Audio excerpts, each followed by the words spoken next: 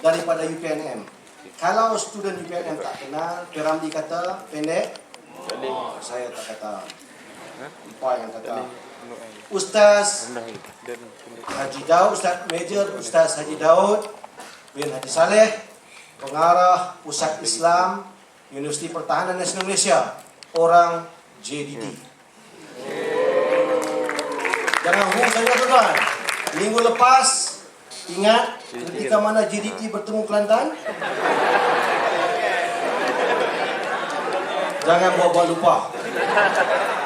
Tuan-tuan dan puan sekalian, malam ni kita bukan nak bincang pasal bola sepak, bukan 4-2-2, 4-3-3 tak. Kita nak bincang berkenaan dengan bagaimana membentuk pemuda Al-Quran. Tuan-tuan, Kelantan, Pulau Pinang, Johor Darul Takzim. Saya macam pengadil lah tuan-tuan, bola sepak ni ya. Tapi malam ni kita nak cerita tentang forum kita. Baik, saya terus pergi pada soalan saya yang pertama kepada Al-Fadhil Ustaz. Memandangkan tuan-tuan dan nampak letih sangat. Tolong jaga, jangan tidur sangat. Nanti kita rasa letih. Nanti kami 3 orang yang bersembang nanti. Ya? Saya malam ni berbicara secara santai aja nih. Saya boleh suruh semua bangun, boleh. Macam tu pun boleh. Ini forum flex Ustaz. Jadi pada malam ni soalan saya yang pertama dalam pusingan pertama. Ustaz minta tolong dalam setengah jam Ustaz.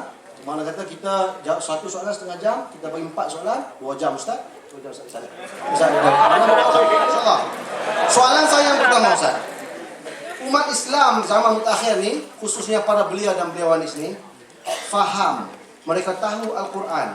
Mereka tahu Quran itu mukjizat. Quran sumber rujukan. Quran merupakan manual pengurusan Islam.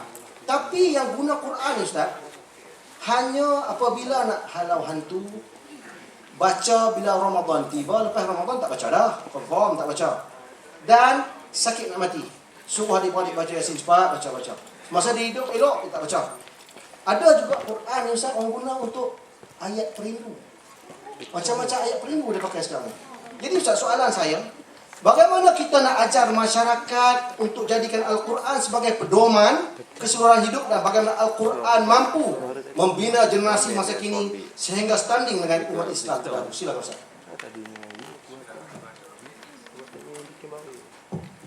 Alhamdulillahirabbil alamin, wassalatu wassalamu ala asyrafil anbiya'i wal mursalin wa ala alihi wa sahbihi ajma'in. Subhanaka la ilma lana illa ma 'allamtana innaka antal alimul hakim. Rabbi shrah li sadri wa yassir li amri wahlul 'uqdatam min lisani yafqahu qawli. Rabbi yassir wa la tu'assir wa tammim bil khair.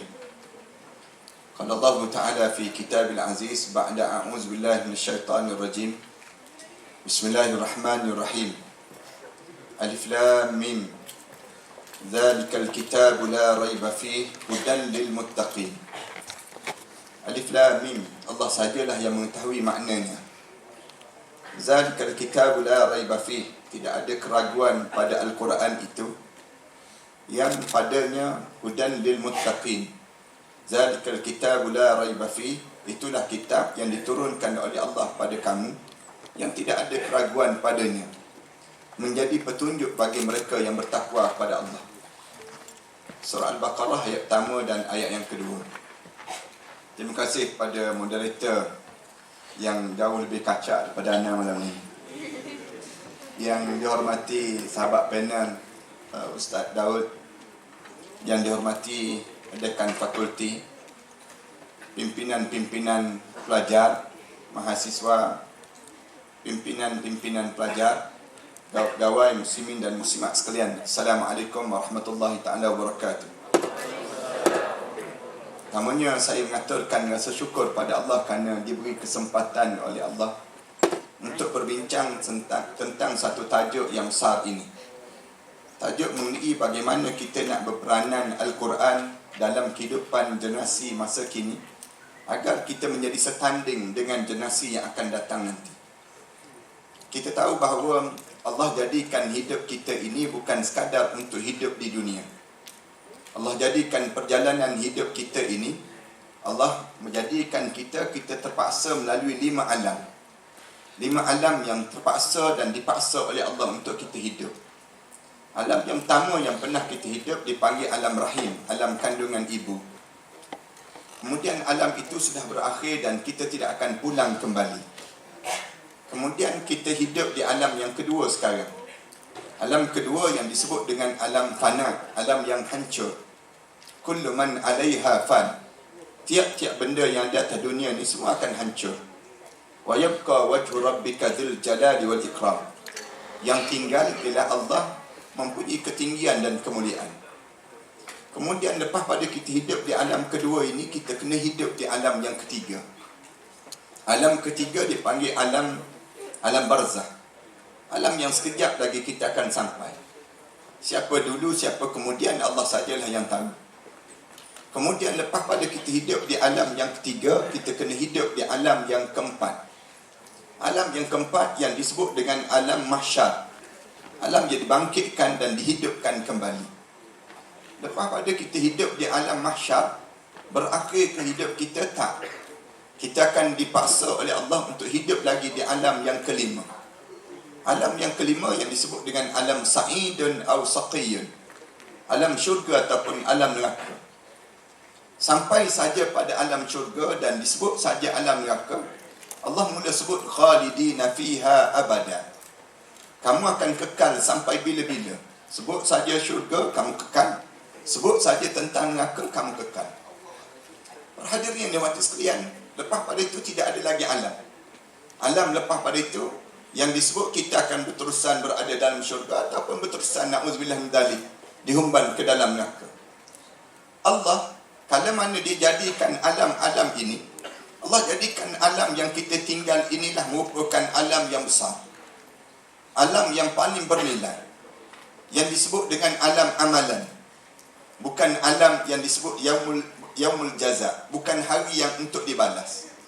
Tetapi yaumul amal, hari yang kita diajar supaya beramal. Beramal untuk kita sedar bahawa kita bukan sekadar untuk hidup di dunia ini. Tetapi Allah jadikan kita hidup, dipaksa dan dipaksa. Proses paksaan ini sedang berlaku. Kita sedang dipaksa oleh Allah. Kalau kita baca dalam kitab, ulama-ulama sebut, start daripada kandungan ibu lagi, Allah dah mula paksa dah. Paksa nak jadi ke tak jadi manusia. Waktu mana masuk saja benih dalam kandungan rahim seorang perempuan, lebih kurang 40 juta ekor sperma. Lebih kurang 40 juta ekor sperma ini, sperma yang ada masuk tersebut, malaikat dah mula pegang. Nak buat ke tak buat manusia ni, ya Allah? Malaikat tanya. Lalu Allah kata, jadikanlah dia manusia. Sebut saja jadi manusia, cantum terus. Cantum dibentuk yang disebut dengan zygote. Istilah sains ni. Dalam istilah agama dipanggil nutfah. Summa alaqah, summa mudghah. Istilah sains dipanggil kamu menjadi zygote, kemudian kamu jadi embrio, kemudian kamu jadi fetus. Faham ke tak faham? Buat faham lah senang kita. Nak gambarkan tentang kejadian. Kemudian kita hidup dalam kandungan ibu, dipaksa dan dipaksa. Proses paksaan ini berlaku. Sampailah satu ketika kita hidup dalam kandungan ibu, seronok dalam kandungan ibu, tapi Allah paksa kita keluar. Wallahu akhrajakum, dan Allah mengeluarkan kamu daripada kandungan ibu kamu. La ta'lamuna syai'a, dan kamu tak tahu apa-apa. Waktu mana kamu hidup. Kemudian kita hidup di alam fana ini. Alam ini Allah mula jadikan 5 keadaan yang perlu kita lalui. 5 keadaan pula. Kita menjadi bayi. Mula-mula kita jadi bayi. Bayi seronok jadi bayi, seronok. Siapa yang tak seronok jadi bayi? Makan disuap, tidur didodoikan. Mandi, orang tolong mandi kita. Kemudian kita menangis, orang tolong pujuk kita. Kita berjalan ke mana-mana, semua orang geram dengan kita. Cuik pipi kanan kita, cuik pipi kiri kita. Kita tua-tua ni tak ada dah orang nak geram dengan kita.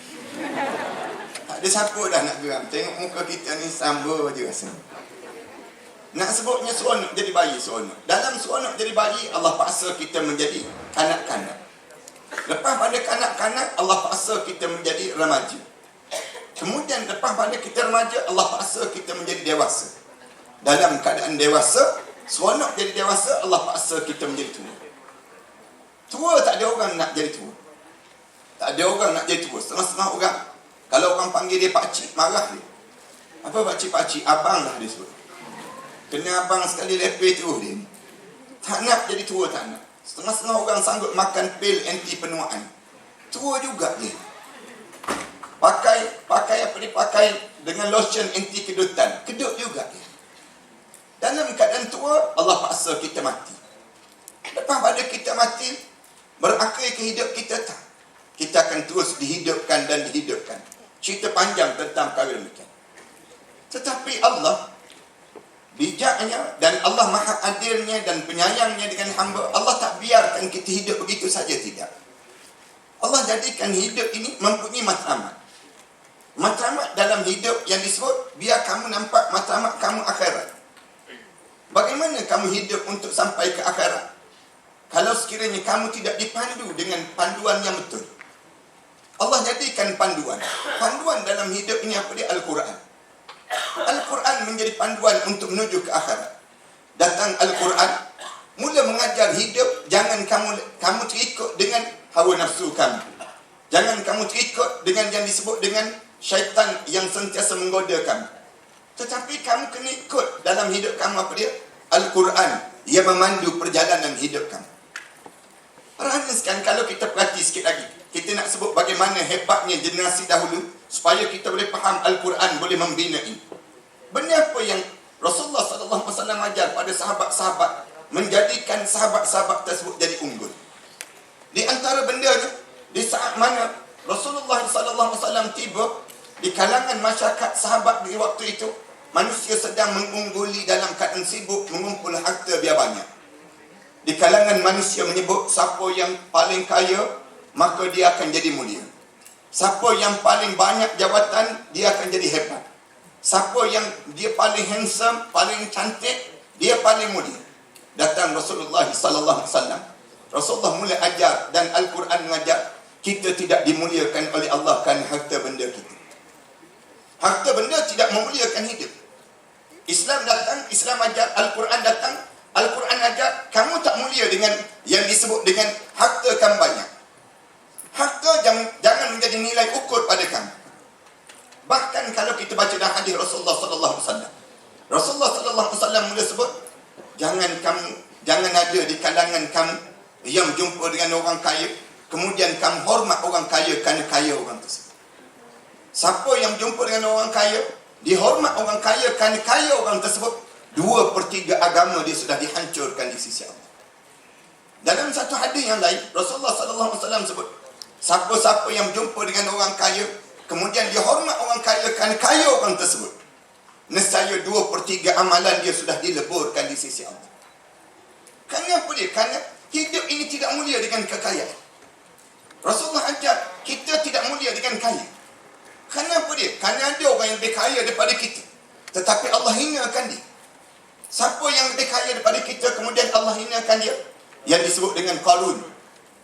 Qarun kaya, yang bawa anak kunci gedung kekayaan itu, yang bawa anak kunci gedung kekayaan Qarun sebanyak lebih kurang 400 ekor kuda, yang bawa anak kunci gedung kekayaan Qarun.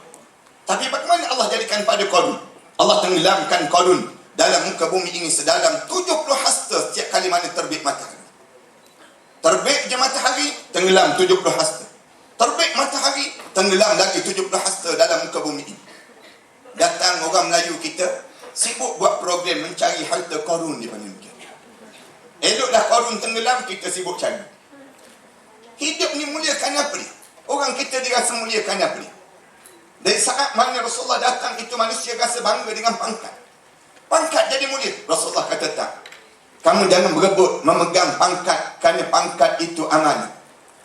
Pegang jawatan itu amanah. Dan semakin besar kamu pegang jawatan, semakin banyaklah amanah yang kamu pikul.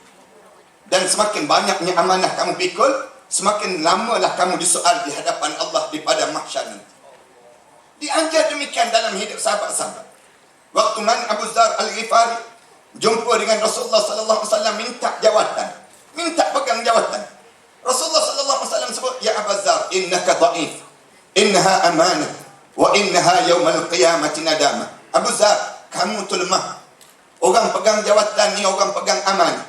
Dan kebanyakan orang pegang jawatan ni semua menyesal di hadapan Allah SWT nanti.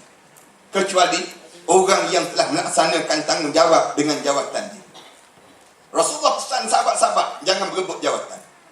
Jawatan ini, kamu pegang jawatan. Kamu jadi esko, kamu kena jawab terhadap esko kamu. Kamu jadi apa dia? Kamu pegang jawatan kuasa, jawatan tak payah besar pun, kamu jangan berebut. Orang kita ni suka sangat berebut jawatan. Jawatan tu kecil je. A, J, K, K, K, K, K, K, K.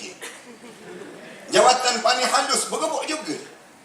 Sanggup berebut jawatan. Jawatan tak memuliakan hidup. Kenapa tak boleh? Tak memuliakan hidup. Ada orang yang besar jawatan atas dunia ni, tapi Allah hinakan dia dengan jawatan-jawatan. Siapa dia? Fir'aun. Fir'aun besar jawatan dia. Jawatan dia besar tak besar sampai peringkat dia mengaku dia Tuhan. Fir'aun sebut, ana rabbukumul a'la. Aku Tuhan yang paling agung, katanya Fir'aun. Waktu mana dia mengaku dia Tuhan, terkejut iblis. Iblis terkejut. Kata dia iblis. Aku sendiri pun tak mengaku dia Tuhan. Ada juga manusia yang hidup mengaku dia Tuhan. Kenapa dia mengaku dia Tuhan? Fir'aun mengaku dia Tuhan, kenapa? Kerana dia tak pernah rasa sakit. Disebut dalam kitab, Fir'aun tak pernah bersin. Bersin pun tak pernah. Fir'aun sesama tak pernah. Darah tinggi tak pernah ada. Go out lagi tak ada. Gaut. Go out. Nak sebut penyakit apa dia? Penyakit sesama tak pernah. Disebut dalam kitab, tak pernah bersin. Fir'aun tak pernah bersin. Dalam satu riwayat yang lain kata Fir'aun tak pernah menguap. Menguap pun tak pernah. Allahu Akbar. Kita ni cuba tunggu kejap-kejap lagi.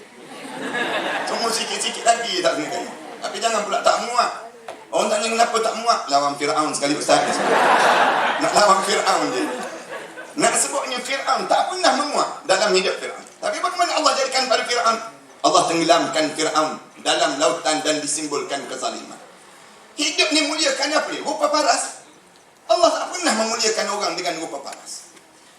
Kan orang Melayu kita ni, saya dua ni sibukkan dengan kuputih dia ni. Sibuk dengan apa dia? Jamu telajak laris, jamu apa dia? Jamu mak dara, macam-macam gaya ni. Nak sebutnya gambaran, sibuk dia dengan benda dia. Allah pandang ke kita dengan rupa paras tak? Kalaulah rupa paras ini menjadi nilai ukur di sisi Allah, nescaya hingalah Bilal bin Rabah. Bilal bin Rabah tu kan hitam kulitnya, kemudian tebal bibirnya, kerinting rambutnya, parau suaranya. Tapi Allah muliakan Bilal sehingga kan suara Bilal kedengaran di arash Allah Subhanahu wa taala. Bilal bin Rabah teruk di sudut rupanya. Tapi ada lagi sahabat yang lebih teruk daripada Bilal bin Rabah.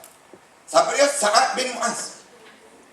Sa'ad bin Mu'az ni jauh lebih hitam daripada Bilal bin Rabah.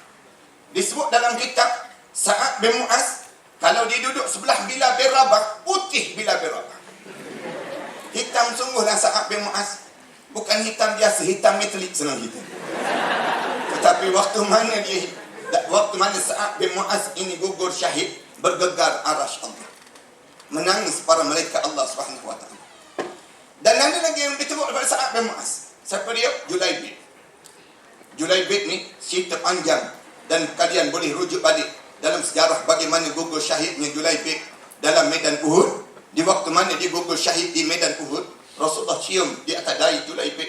Rasulullah menangis teresak-esak. Rasulullah sebut, ya Julaibib, anta minni wa ana min. Wahai Julaibib, kamu sebahagian saya sebahagian kamu, wahai Julaibib. Tetapi benda apa yang memuliakan kita? Rasulullah guna datangnya modul Al-Quran membentuk manusia. Kamu jadi hebat bila menjadi kamu jadi hebat? Bila kamu sudah menjadi manusia yang bertakwa pada Allah. Takwa pada Allah, kamu jadi mulia terus. Al-Quran dia baru datang, benda yang paling asas dalam Al-Quran disebut apa dia? Takwa pada Allah. Awal lagi. Di antara benda yang dibawa datang, kita baca, zalikal kitabu la raiba fi hudan lil muttaqin. Takwa terus disebut. Kenapa takwa? Takwa ni benda yang Allah jadikan melonjak kemuliaan dalam hidup. Kamu tak payah bincanglah kenderaan kamu hebat macam mana. Kamu tak payah sebutlah handphone kamu semewah mana. Kamu tak payah sebutlah bagaimana jawatan kamu dan sebagainya. Kamu tak payah sebut. Tetapi kamu kena sebut takwa tak takwa kamu pada Allah. Al-Quran datang dengan tujuan nak tunjuk ni gambaran benda yang memuliakan hidup. Kamu dapat takwa, kamu mulia terus. Kenapa dia? Syurga mu'iddat lil muttaqin. Aku sediakan syurga bagi mereka yang bertakwa pada Allah. Ayat yang lain Allah Subhanahu Wa Taala sebut nilai takwa tu sampai peringkat hari Jumaat sebegini. Waktu mana kita sembahyang Jumaat tadi, tak sah sembahyang Jumaat kalau tak sebut yang disebut dengan takwa pada Allah. Nak sebut besarnya nilai takwa. Sampai peringkat Allah Subhanahu Wa Taala sebut nak gambarkan benar apa yang boleh melonjakkan kamu setanding dengan umat terdahulu, kamu menjadi manusia yang bertakwa pada Allah. Allah sebut ya ayyuhan nas inna khalaqnakum min dzakarin wa untha wa ja'alnakum syu'uban wa qabaila lita'arafu inna akramakum indallahi atqakum. Wahai manusia, ya ayyuhan nas, wahai manusia semua, inna khalaqnakum min dzakarin wa untha, aku jadikan kamu laki dan perempuan, wa ja'alnakum syu'uban wa qabaila lita'arafu, aku jadikan kamu JDT, aku jadikan kamu Penang, aku jadikan kamu macam-macam gaya, aku jadikan kamu berpuak-puak, macam-macam bangsa dalam hidup kamu. Tetapi kamu jangan rasa bangga. Kamu tak payah banggalah kamu hebat macam mana. Kamu tak payah banggalah kamu setinggi mana pun. Kenapa dia? Inna akramakum indallahi atqakum. Orang yang paling mulia di kalangan kamu, siapa yang paling bertakwa pada Allah. Sehingga kan doa kita mula kita sebut wa ja'alna lil muttaqina imama. Ya Allah, jadikanlah aku di kalangan orang bertakwa, akulah pemimpinnya ya Allah. Macam mana nak jadi takwa ni? Ini kita bincang panjang lah. InsyaAllah dalam perbincangan kita Ustaz. Daud tak sabar dah nak mula cerita tersebut. Jadi kita serah pada beliau lah pula insyaAllah. Wallahu'alam. Terima kasih Fadil Ustaz. Saya tengok tadi saya dah pesan jangan tidur. Kita nak panggil Ustaz Dusuki datang ni bukan senang. Nak masuk dalam camp pun susah. Nak panggil Ustaz pun susah. Tapi tuan-tuan tidur juga. Jadi bangun tuan-tuan. Banyak kupasan-kupasan yang menarik daripada Ustaz tadi. Khasnya dikatakan tadi oleh Ustaz, hidup ni tidak mulia dengan kekayaan. Ya, hidup tak mulia dengan kekayaan. Yang keduanya yang menariknya ialah orang yang pegang jawatan menyesal di hadapan Allah. Tuan-tuan, di hadapan kita ni semuanya pegang jawatan di dalam universiti. Di depan kita ni kebanyakannya adalah majlis perwakilan pelajar. Jadi jangan kita menyesal di hadapan Allah Subhanahu Wa Taala kerana jawatan yang kita pegang kita tidak bertanggungjawab dengan jawatan kita. Saya nak balik kepada Ustaz Daud yang dah kira-kira nak skor gol dah tu. JDT. Ustaz pegang mic Ustaz, jawab nak tanya soalan sikit. Sebelum saya tanya soalan ni, kita ada soalan lain dulu Ustaz. Dulu Ustaz pernah main bola. Nah, posisi striker, goalkeeper. Yang mana dulu? Jawab dulu. Sebab saya tengok orang JDT ni, semua orang Johor ni hebat-hebat main bola. saya biasanya jadi midfield. Soalan cepu mas saya Ustaz. Berapa orangkah pemain yang benar-benar pemain Johor di JDT?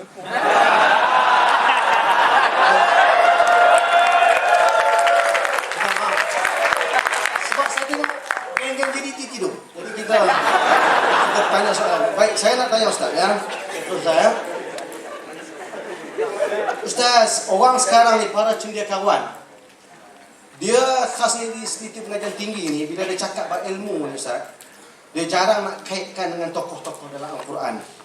Asyik ambil contoh-contoh Mak Saleh, pejuang-pejuang Mak Saleh, scholar, orang Yahudi, hatta orang Yahudi pun dia masuk dalam tesis dia.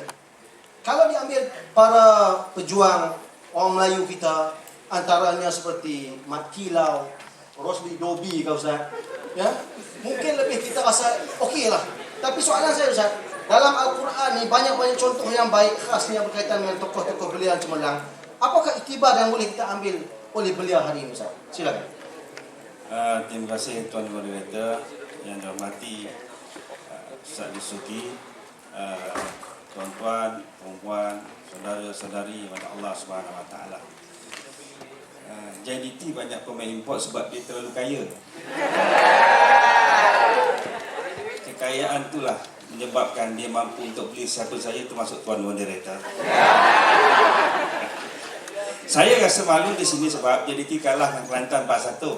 Sebab tu saya beri peluang pada Ustaz Dusuki jawab dululah. Sebab dia dah menang. Tapi kita menang pada lawan Perak Boni pun lebih kurang tu juga. Kita cerita balik tentang sejarah. Sebab soalan moderator ni hal sejarah. Oleh kerana sejarah mengatakan bahawa Pulau Pinang pernah hebat dalam bola sepak. Dulu. Tapi sekarang mungkin kita tak tahulah paras mana dia berada. Kan? Kita cerita sejarah hebatnya Johor ni, kan? Kenapa saya kata hebatnya? Saya nak kaitkan dengan kempen ataupun perkabungan Al-Fatih. Mungkin ramai tak tahu bahawa nama Johor sebenarnya ialah Jauhar. Diberi oleh Sultan Kerajaan Osmania dulu kepada Sultan Abu Bakar. Ada 3 nama terkenal di Johor yang diberi khas oleh Kerajaan Osmania kepada Sultan Abu Bakar. Satu nama Johor itu sendiri panggil Jauhar. Yang kedua nama Skudai, asalnya Uskuda, pelabuhan terkenal di Turki. Yang ketiga adalah Mersing, iaitu tempat dikatakan bahawa kisah Ashabul Kahfi berlaku di situ. Saya buat cerita 3, tuan moderator dah rasa terpegut. Belum nak cerita lebih lagi. Jadi kita nak cerita hal Al-Fatih ini sebenarnya dia beralih di Johor sebenarnya. Ada kisah di situ, ada hubung kait dengan kerajaan Osmania. Sebab tu dia tak sama dengan negeri-negeri lain. Dia ada sebutan Jauhar, permata. Jadi kita nak cerita bagaimana Allah Subhanahu Wa Taala bercerita tentang Al-Quran, bercerita tentang apa kandungan Al-Quran. Sehingga Allah kata dalam surah Al-Baqarah yang berbunyi A'udzubillahi minasyaitonirrajim. Innallaha la yastahyi an yadriba mathalan ma ba'udatan fama fawqaha. Aku tak malu manusia untuk bawa contoh-contoh kepada kamu walau serendah-rendah contoh pun, iaitu seekor lalat. Allah bawa contoh kisah-kisah dalam Al-Quran, banyak kisah-kisah untuk diambil pelajaran. Tetapi dalam Al-Quran kehebatan pemuda ini ditunjulkan oleh Allah Subhanahu Wa Taala. Sebab pemuda ini hebat. Sehingga Nabi mengatakan bahawa iktani khamsan qabla khamsin. Antaranya ialah syababaka qabla haramaka. Muda kamu sebelum waktu tua kamu, Nabi akan beri penghormatan. Nabi juga bercerita kepada kita bahawa ahli syurga ialah orang muda, bukan orang tua. Orang tua tak memakai kuku putih di syurga. Dia adalah orang muda yang dimudakan oleh Allah Subhanahu Wa Taala. Jadi lihat, Rasulullah cerita bahawa kehebatan Islam didasarkan oleh orang muda. Siapakah yang mula-mula dihantar oleh Rasulullah ke Madinah Al-Munawwarah? Kalau bukan Mus'ab bin Umair. Sehingga Mus'ab bin Umair digelar oleh Rasulullah Al-Qari, orang yang mengajar Al-Quran. Dakwahnya hanya mengajar Al-Quran saja. Sehingga dikatakan bahawa bila ditanya kepada orang-orang Madinah, orang Madinah bertanya pada Rasulullah, "Ya Muhammad, siapakah wakil yang perlu dihantar kepada kami? Kami nakkan seorang guru. Kami nakkan seorang murabbi." Lalu dikatakan, "Aku hantar Mus'ab bin Umair." Dia kata, "Siapa? Siapa Mus'ab bin Umair? Hebat sangat ke dia?" Tak, dia orang muda. Tak ada orang tua lagi, ya Rasulullah. Kami perlukan orang yang matang. Rasul kata, "Aku percayakan dia." Mus'ab bin Umair ketika itu dia baru berumur 16 tahun, lebih kurang begitu.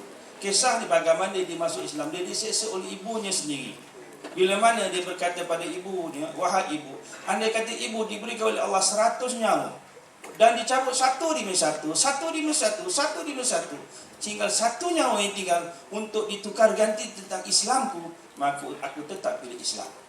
Jadi bila Mus'ab bin Umair pergi ke Madinah Al-Munawwarah, dia mengajar semua orang di kota Madinah. Sehingga bila Rasul berhijrah saja di kota Madinah, setiap rumah, di rumah-rumah orang-orang Madinah ada orang Islam di situ.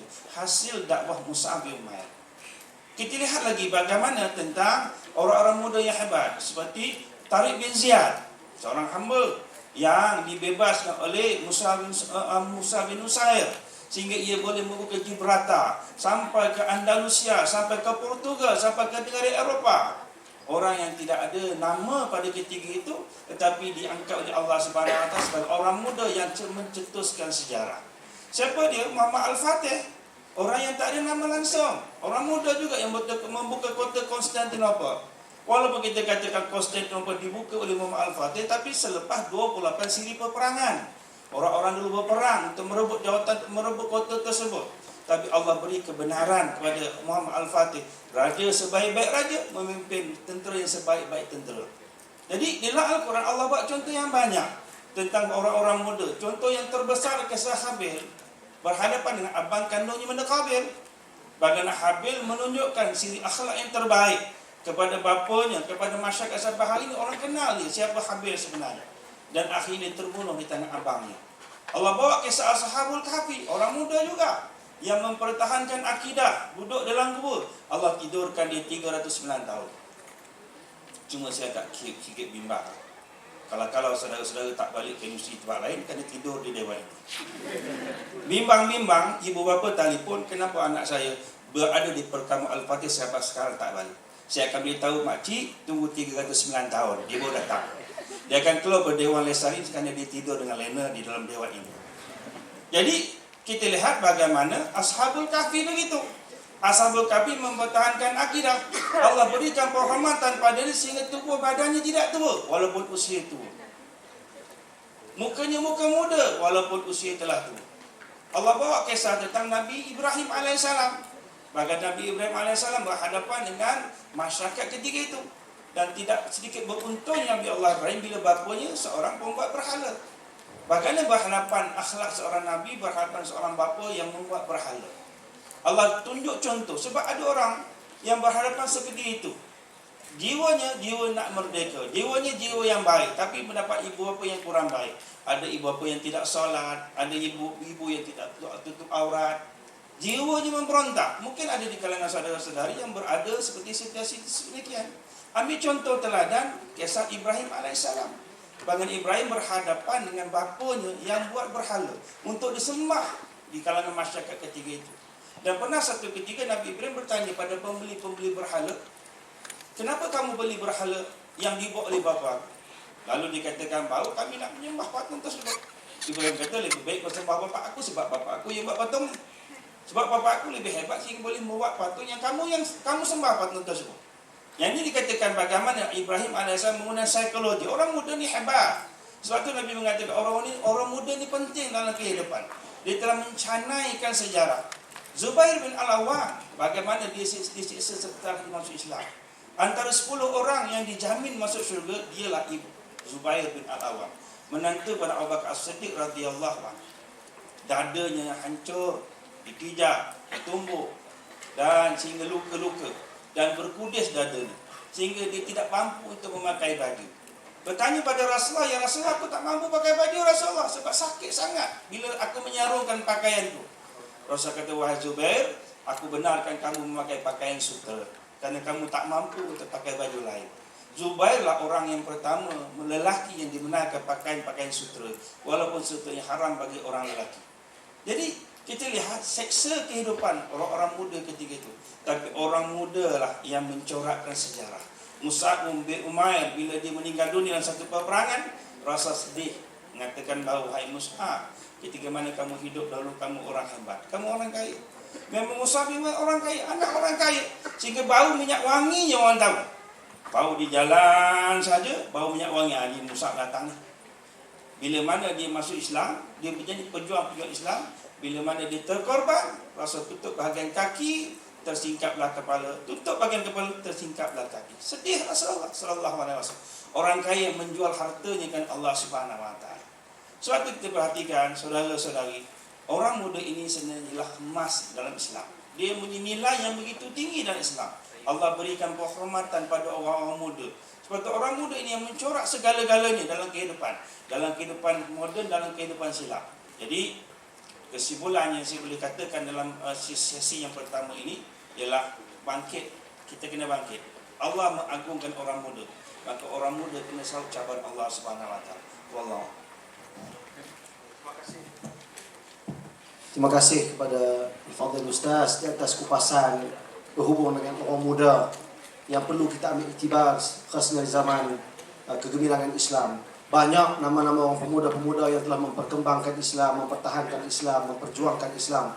Kita saja yang tak kaji, kita tak baca. Ya, kita tengok nama-nama lain daripada nama-nama orang Islam. Seperti mana Ustaz Daud cerita tadi, banyak orang Islam yang perlu kita tengok jadikan sebagai contoh teladan dalam hidup kita. Ini orang muda semuanya. Ya. Tapi sebelum saya pergi Ustaz Dusuki, masa Ustaz tadi nampak Datuk Mat, dia orang kampung saya. Dekan Fakulti Perubatan ni orang kampung saya, tuan-tuan. Saya bangga nak cerita kepada dia, dekan fakulti orang kampung, oi. Jadi Datuk Mat tadi kata jangan biar tu dia hentam Pulau Pinang tu, dia hentam Pulau Pinang. Jadi saya nak jawab balik lah, kita macam malas pantun lah. Jadi tadi Ustaz kata busuk Tom Red nak maklum lah. Timbalan menteri tadi orang Johor. Nampak yang malam ni je apa ni. Tadi Ustaz Daud kata kerajaan Osmaniyah Johor daripada perkataan Johai. Saya tulis ni. Jauhai ya. Skudai daripada Uskudai. Uskudai. Pulau Pinang pun dulu ada raja, dia juga bagi tahu. Daripada raja mana kita tuan-tuan tengok Seluar. Kerajaan tu pun kata, negara tu pun kata seluar juga. Roti. Kerajaan negara tu pun pakai roti juga. Cuma kita tambah roti canai. Pulau Pinangnya. Cuba cari negara mana yang sebut benda yang sama. India pandai. Jadi Pulau Pinang pun hebat juga Ustaz. Bukan Johor saja yang boleh ambil bahasa tu. Pulau Pinang ada bahasa kami yang sendiri. Roti canai, seluar kamis. Ini Pakistan pun. Ustaz, saya nak terus. Kalau tidak malam ni saya cerita pasal bahasa saja ni. Saya tak boleh Ustaz tu ni. Saya keram lama dengan dia.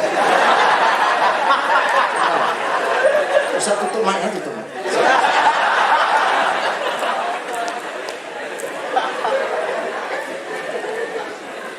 Soalan saya Ustaz. Saya tak berani dengan Ustaz Zuki ni. Tak lagi dia hentam saya lagi.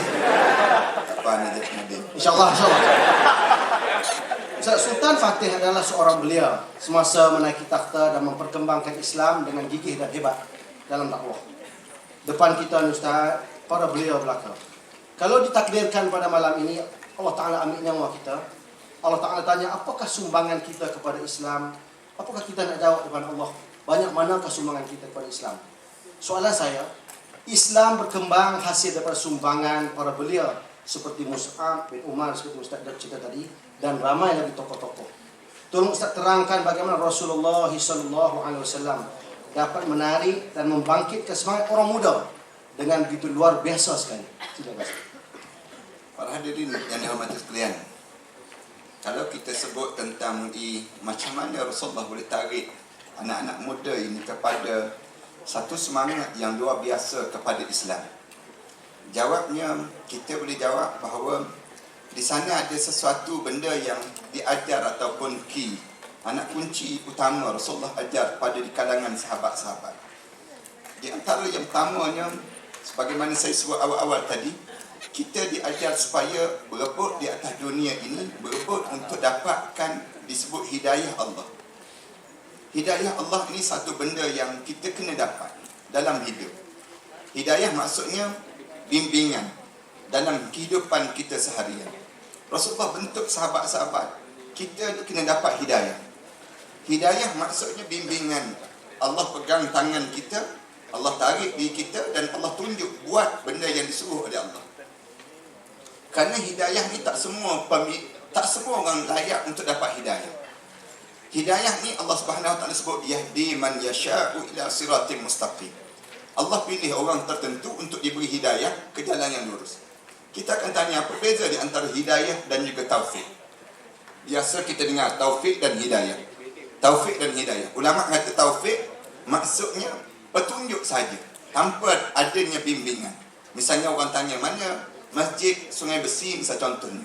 Kita kata pergi straight, jumpa kubah besar, kemudian ada speaker kat tepi itu, iaitu masjid Sungai Besi.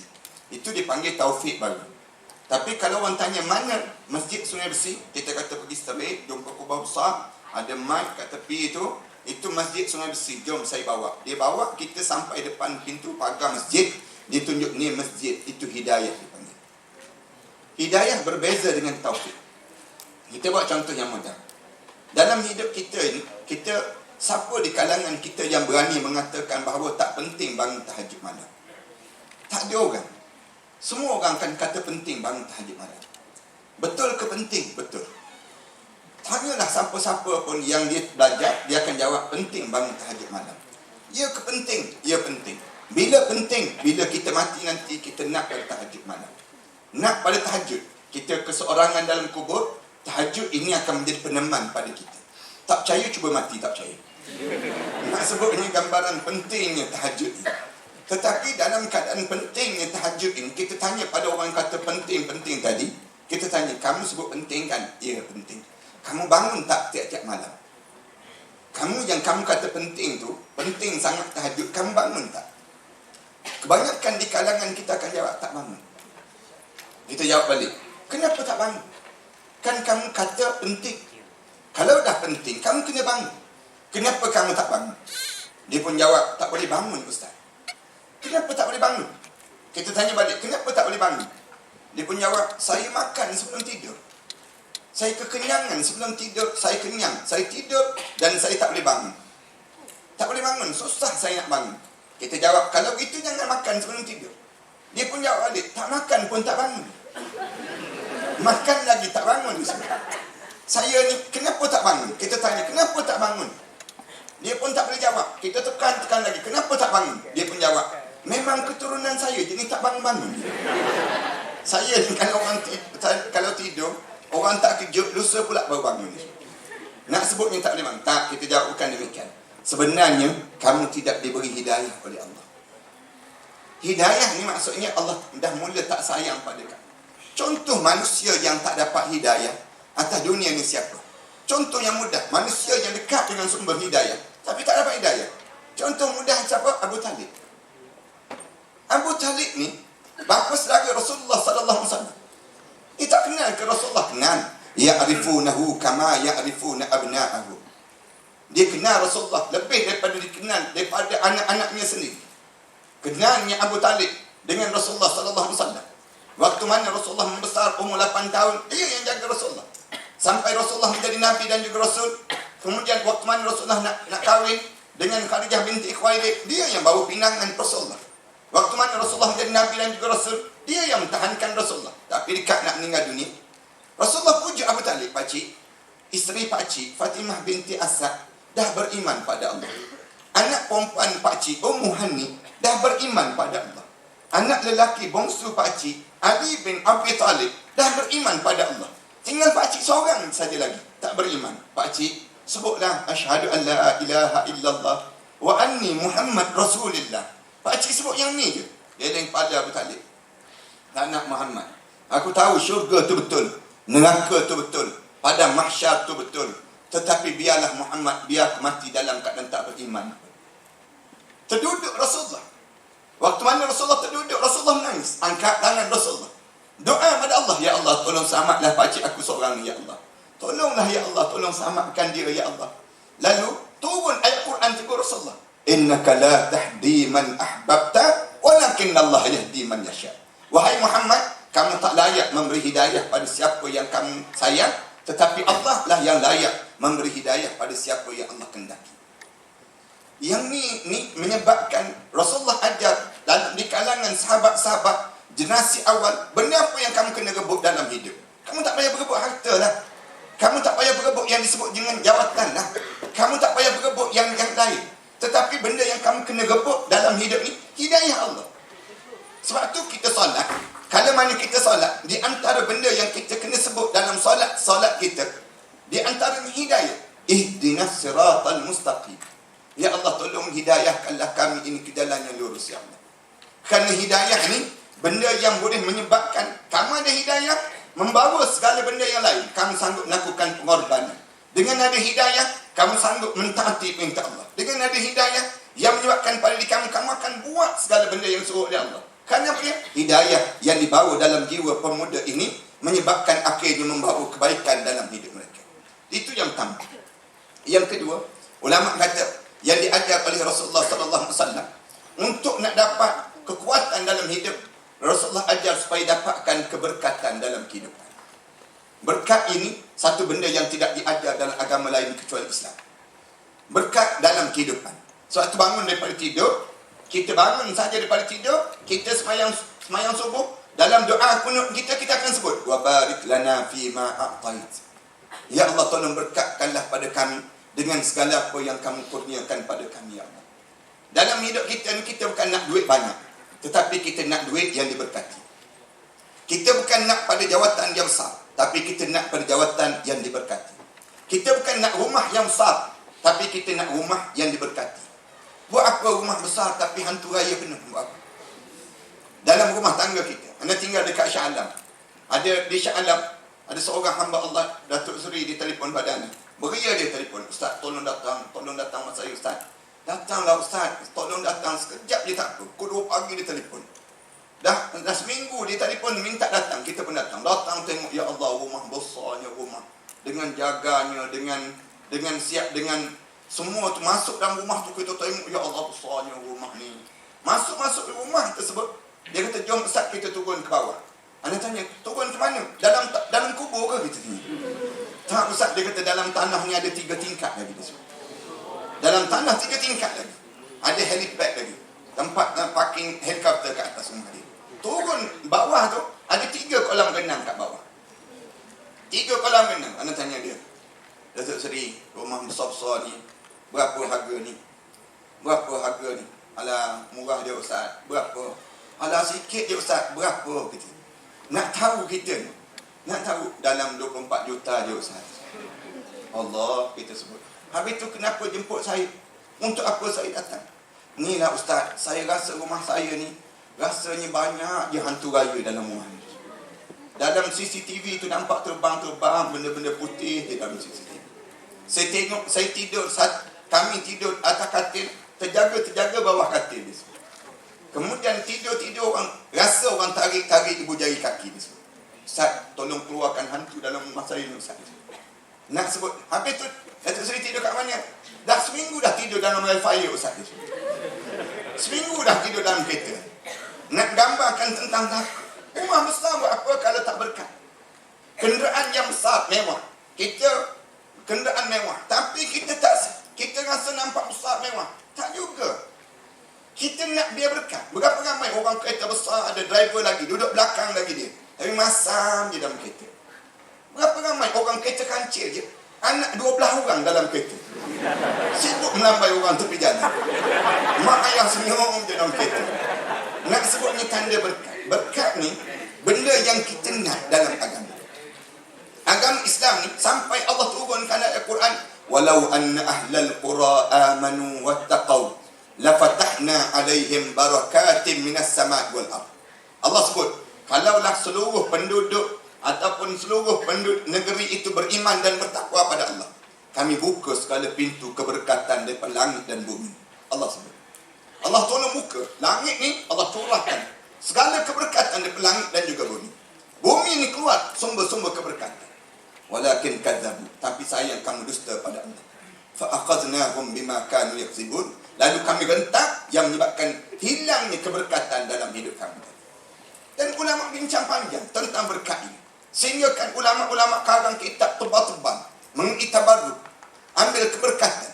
Nak suruh apa dia? Kamu orang mukmin, kalau kamu nak berjaya dengan sebagaimana umat zaman gemilang dahulu, mereka kamu lihat saja kehidupan mereka. Kalau kita tengok dalam rancangan apa dia? Rancangan-rancangan Laukana Bainanal Habib, misal contoh. Kita tengok dalam rancangan TV, kalau sekiranya Rasulullah berada di sisi kita. Kita tengok dalam rancangan, rumah-rumah mereka bukan rumah-rumah mewah. Sahabat-sahabat Rasulullah dalam kehidupan mereka, bukannya kita gambarkan Allah hebat dan sebagainya. Tak. Tetapi mereka hebat dengan apa? Keberkatan yang diajar dalam agama. Berkat ni datang daripada mana? Ulama ada daripada individu yang membawa berkat. Siapa dia individu? Yang disebut dengan Rasulullah. Yang kedua, individu yang berkat, ibu bapa. Satu, Islam dagang. Jangan singgung hati mak ayah. Kamu singgung hati ibu bapa kamu tinggi sebab setinggi mana pun, kamu hilang keberkatan dalam hidup kamu. Siapa lagi? Para alim ulama. Kemudian siapa lagi? Anak yatim dan miskin. Orang-orang yang simbol berkat. Siapa lagi yang membawa berkat dalam hidup kamu? Tempat yang membawa berkat. Tempat yang berkat. Kita boleh tengok dalam hidup kita. Kat mana tempat berkat? Masjidil Haram, Masjidil Nabawi dan juga Masjidil Aqsa. Yang Allah Subhanahu Wa Taala Allah sebut dalam Quran, allazi barakna haula, yang kami berkat padanya. Allah sebut dalam Quran. Berkat kat mana lagi? Masjid-masjid di atas muka bumi. Kemudian berkat kat mana lagi? Berkat ini dalam majlis ilmu, berkat. Dalam majlis ni, berkat tak berkat, kita boleh tidur dalam majlis. Lena je kita. Lena je. Sebab tu jangan kacau orang tidur, biar dia tidur. Sebab dia sedang mengambil keberkatan. Menikmati keberkatan. Nak sebutnya berkat dalam hidup kita, Allah jadikan keberkatan, dia akan timbul ketenangan dalam jiwa seseorang. Berkat datang daripada mana? Selain daripada berkat daripada tempat, Allah jadikan pada masa yang berkat. Bila? Ramadan al-Mubarak. Ramadan tu kejap je kita lalui. Rasa sekejap je kita. Bila lagi berkat? Sebelum subuh, masa yang berkat. Tasahharu fa innaha barakah. Rasulullah sallallahu alaihi wasallam sebut demikian. Tetapi semua berkat ini hilang bila sekali je kamu buat. Buat apa dia? Buat maksiat. Buat maksiat, hilang tu berkat. Buat je maksiat. Buat maksiat ni, kadang-kadang kan orang kita kan, dia buat kahwin kat masjid. Bagus tak bagus? Bagus. Kahwin kat masjid. Tapi jangan buat maksiat dalam masjid. Buat maksiat dalam masjid apa dia? Lepas je akad nikah, kamu buat upacara batal wudu. Batal wudu tu. Lepas akad nikah kan? Lepas akad nikah, dia buat upacara batal wudu. Islam suruh ada wudu, dia pergi batal. Tak ada kerja tu dia pergi. Islam suruh ada wudu, dia pergi batal. Macam mana dia batal wudu? Cium atas dahi depan tu imam. Terkelik-kelik tu imam mana. Nah semua ni. Cium dalam masjid. Siapa yang suruh? Nak cium pun dalam bilik nantilah. Tapi apabila kamu buat maksiat, hilang berkat. Kamu buat majlis kenduri kahwin. Bagus. Ajak orang. Tapi kamu buat tari menari, joget-joget. Kamu buat benda demikian. Berkat ke tak berkat? Hilang berkat. Rumah tangga kita. Elok dah kita bina rumah tangga kita. Panggil orang masjid semayang. Elok dah, cantik dah. Tiba-tiba lepas pada kita buat benda demikian, kita cari majalah. Masukkan majalah haid, majalah apa dia, mangga mempelam kuingin dipanggil. Kita pun masuk dalam rumah tangga kita. Elok hilang dan ditarik keberkatan. Rasulullah ajar, kalau kamu nak jadi pemuda yang hebat, pemuda yang berkat. Pemuda yang berkat ni lahir yang disebut Mus'ab bin Umair. Lahir yang dinamakan dengan Tariq bin Ziyad. Lahir yang disebut dengan Muhammad Al-Fatih. Semua itu datang daripada sumber keberkatan. Kalau tuan-tuan buat kajian Muhammad Al-Fatih ni, tuan-tuan pergi ke yang disebut dengan Turki sekarang, Istanbul, tuan-tuan boleh tengok bagaimana dia cukup menghormati tuan guru dia, Sultan Murad. Yang disebut guru dalam Muhammad Al-Fatih, ada seorang guru, waktu mana dia membuka kota Konstantinopel itu, waktu mana dia buka yang disebut dengan gereja Hagia Sophia tersebut, dia ketuk saja, buka saja, satu gereja menyebut asyhadu an la ilaha illallah wa asyhadu anna Muhammad Rasul. Kenapa dia boleh sebut demikian? Derak tapak kaki Muhammad Al-Fatih itu menjadi gerun kepada orang, menjadi debaran kepada orang-orang dalam gereja itu. Kenapa menjadi gerun dan debaran itu? Kerana Muhammad Al-Fatih berjaya menghidupkan keberkatan. Dia pastikan tentera dia untuk bangun tahajud malam selama 250,000 itu. Tak ada seorang pun yang tak bangun untuk tahajud malam untuk menjatuhkan kota Konstantinopel itu sendiri. Yang ni nak sebut gambaran bagaimana hebat. Dua perkara. Dan yang tiga, Rasulullah SAW mula tanam matlamat yang jelas di kalangan sahabat-sahabat, iaitu akhirat. Akhirat yang disebut, Allahumma la insya illa insyal akhirah. Ya Allah, aku tak nak hidup kecuali aku nak hidup akhirat. Akhirat itu menjadi besar. Walil akhiratu khairun wa abqa. Akhirat itu menjadi lebih baik dan lebih kekal. Yang diajar dan ditanam. Dunia ni kalau kita dapat nikmat, itu bonus. Tetapi kalau kita tak dapat, kita jangan tertinggal akhirat. Tertinggal akhirat ni, sahabat berkejar. Mendengar azan, sahabat berkejaran. Pemuda-pemuda itu berebut sehingga berebut anak-anak panah yang jatuh dalam medan-medan perang itu. Dan bahkan mereka sanggup untuk berlari. Kita buat contoh siapa dia? Abdullah bin Zubair. Di antara pemuda yang kecil. Waktu mana nak pergi pegang yang disebut dengan perang Uhud ini, Rasulullah tak benarkan dia pergi. Waktu mana Rasulullah tak benarkan dia pergi itu, dia balik menangis. Apabila dia menangis saja, lalu ayah dia tanya, kenapa? Dia kata, Rasulullah tak benarkan saya pergi perang. Saya nak mati syahid, dia sebut demikian. Saya nak mati syahid. Dia menangis. Ayah dia kata, jangan pelik. Kejap lagi kamu pergi balik, kemudian kamu buat sesuatu. Ayah dia bisik. Kamu buat sesuatu supaya kamu boleh pergi. Apa yang dia buat? Dia pergi balik, kemudian di saat mana Rasulullah bilang, orang ni pengutip anak panah nanti. Rasulullah bilang untuk pergi perang nanti, orang ni, dia berada kat belakang, dia jinjing kaki. Waktu mana dia jinjing kaki dia nampakkan dia tinggi, tegap tu badan ni. Rasulullah tersenyum. Budak ni nak pergi juga perang. Rasulullah sebut demikian. Masukkan dan dia di antara dalam senara itu. Apabila Rasulullah tanya, kenapa kamu nak pergi? Dia jawab apa dia? Saya nak mati syahid, Rasulullah. Benda apa yang Rasulullah tanam? Rasulullah tanam dalam jiwa, hidup mulia di akhirat, bukan di sini. Wallahu a'lam.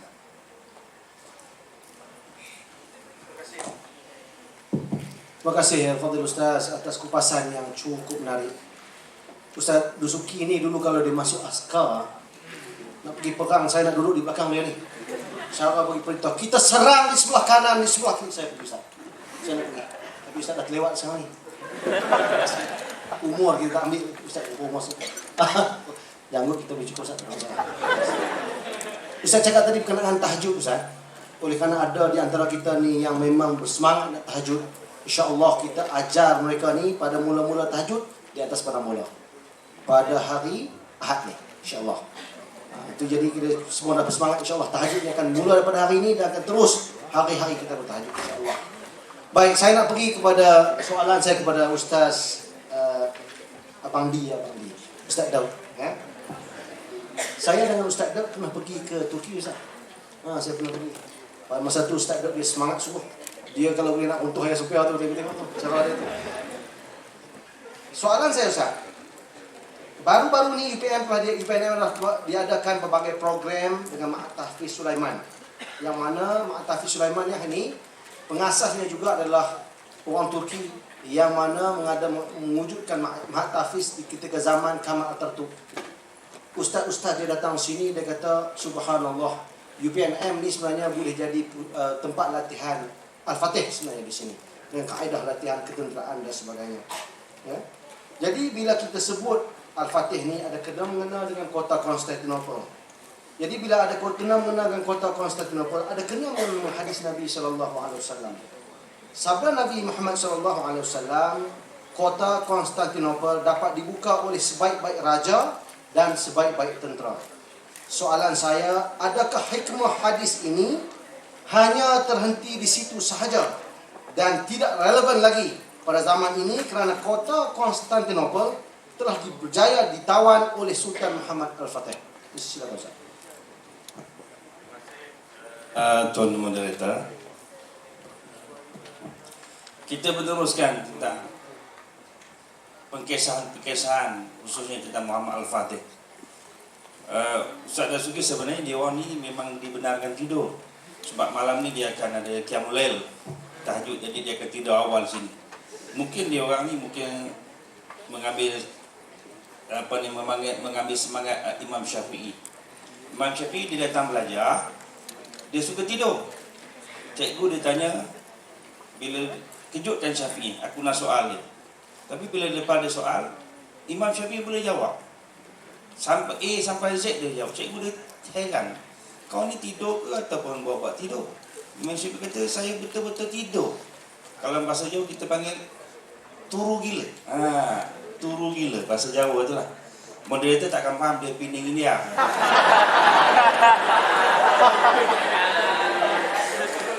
Jadi besoknya gitu juga, datang-datang tidur. Tapi bila soal, dia boleh jawab. Hebat Syafi'i ini, memang marvelous, memang brilliant, bagus. Datang lagi belajar, tidur juga. Lama-lama cikgu dia penat. Dia tidur, bagi dia tidur lah. Sebab dia boleh jawab apa yang aku soal kalau dia terjaga. Satu ketiga, bila mana cikgu ni menyoal, semua anak murid semua boleh jawab. Tapi ada anak murid sabar. Cikgu, tanya dia lah cikgu. Cikgu dia kata, tak payah tanya lah. Aku tanya buat Abi Ali waku. Dia bangun, mesti dia boleh jawab. Try lah cikgu. Mungkin dia lupa. Kau jangan nak malu aku lah. Dia memang boleh jawabnya. Cuba cikgu. Cuba try and test. Cikgu dia, Syafi'i, wake up. Bangun. Dia pun soal. Imam Syafi'i termenung. Lalu, dia tak boleh jawab. Syafi'i, itu bukan punchline. Dia kata, itu bukan punchline Syafi'i. Cuba jawab ni. Cikgu, saya tak boleh jawab. Takkan tak boleh jawab. Selama ni boleh jawab. Cikgu, saya benar-benar tak boleh jawab. Cikgu dia heran, kenapa kau tak boleh jawab sedangkan kau pandai selama ni? Tak tahu. Lalu dia jumpa murabi dia. Syakautu ilal waqi' an su'il hifzi. Wahai guruku Waqi', kenapa hari ni buruk sangat hafazan? Tak boleh masuk. Masuk, keluar. Lalu guru dia kata, wahai Syafi'i, ilmu tidak boleh dicampur dengan maksiat. Bila ada ilmu, datangnya maksiat, ilmu pasti kalah. Maknanya bahawa balik pada Ustaz Dasuki kita tentang maksiat tersebut. Sebab tu Umar Al-Khattab bila mana nak mengarahkan tentera di perang, dia panggil, dia beri briefing akhir. Wahai tentera-tentera tu, berperanglah kamu fi sabilillah. Allah pasti akan beri kemenangan pada kamu. Tapi ingat, jangan salah seorang daripada kamu buat maksiat, kerana Allah akan ambil balik kemenangan tersebut.